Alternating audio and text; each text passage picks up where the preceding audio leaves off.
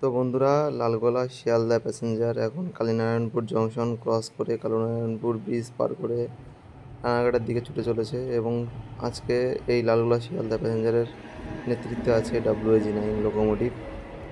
দেখতেই পাচ্ছ slowly skip করছে কালীনারায়ণপুর রেল ব্রিজ।